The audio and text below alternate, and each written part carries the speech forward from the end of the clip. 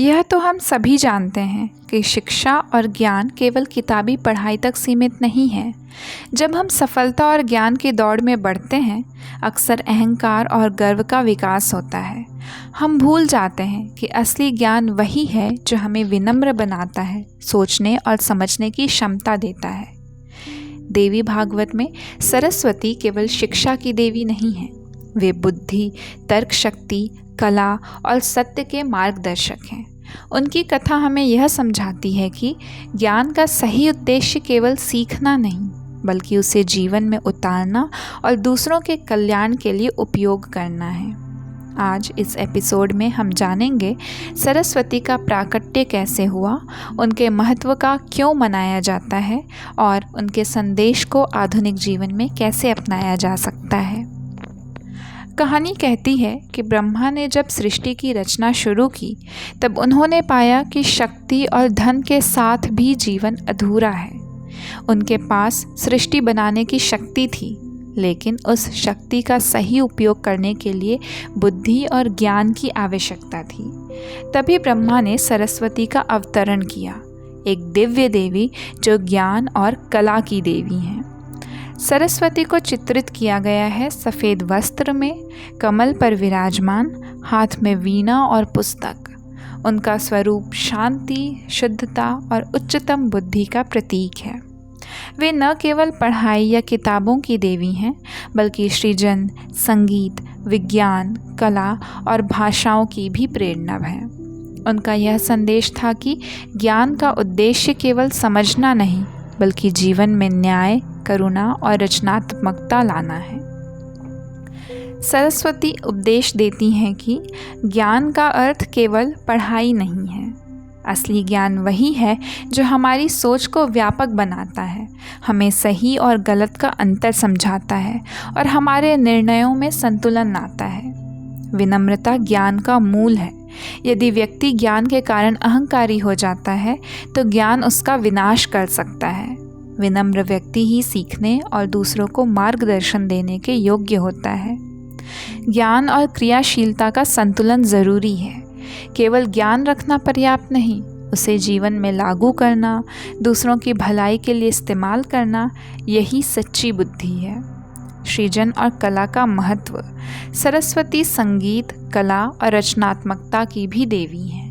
ज्ञान केवल तर्क और अध्ययन तक सीमित नहीं होना चाहिए, उसे सृजन और सुंदरता में भी व्यक्त करना आवश्यक है। आज के समय में हम शिक्षा और ज्ञान को केवल करियर, नौकरी और सैलरी तक मापते हैं। हम प्रतियोगिताओं, एग्ज़ाम्स और प्रमोशंस में फंस जाते हैं। लोग ज्ञान के माध्यम से अहंकार और प्रतिस्पर्धा बढ़ा लेते हैं। सरस्वती हमें यह याद दिलाती है कि असली सफलता वह है जो ज्ञान को सेवा, कला और करुणा के लिए इस्तेमाल करें। एक तरफ एक डॉक्टर है जो सिर्फ डिग्री और पैसा देखता है, केवल जानकारी रखता है। वहीं दूसरी तरफ एक दूसरा डॉक्टर है जो अपने ज्ञान से लोगों की मदद करता है, वही सरस्वती के आशीर्वाद का अनुभव करता है। संगीतकार, लेखक, वैज्ञानिक या शिक्षक, जो भी अपने ज्ञान और कला को समाज और मानवता के लिए उपयोग करता है, वही सच्चा समृद्ध और संतुष्ट जीवन जीता है। माँ सरस्वती के हाथ में एक वीणा है, जो कि रचनात्मकता और संतुलन का प्रतीक है। ज्ञान को संगीत, कला और जीवन में संतुलन के साथ प्रस्तुत करना चाहिए।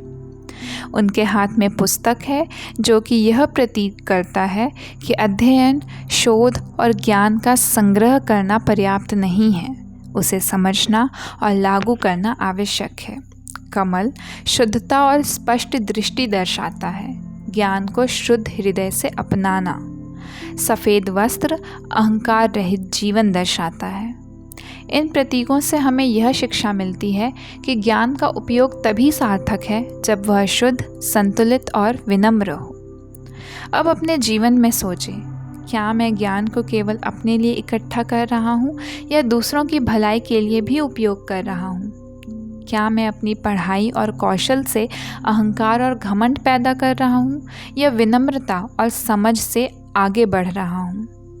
क्या मैं अपने ज्ञान और कला को समाज और जीवन में सकारात्मक बदलाव लाने के लिए इस्तेमाल कर रहा हूँ? जहाँ ज्ञान, विनम्रता, संतुलन और सेवा के लिए होता है, वहीं सरस्वती निवास करती है। तो सरस्वती की कथा हमें यह सिखाती है कि ज्ञान का असली उद्देश्य केवल पढ़ाई या करियर नहीं है। यह जीवन को सुंदर बनाने, दूसरों की मदद करने और सृजनात्मक को बढ़ावा देने के लिए है। अगली कड़ी में हम जानेंगे माँ दुर्गा की कथा, शक्ति और साहस की देवी, जो हमें जीवन के संघर्षों में अडिग रहने और भय पर विजय पाने का संदेश देती है। आप सुन रहे हैं द क्वाइट शेल्फ, जहाँ कहानियाँ आत्मा को छूती हैं और जीवन को दिशा देती हैं।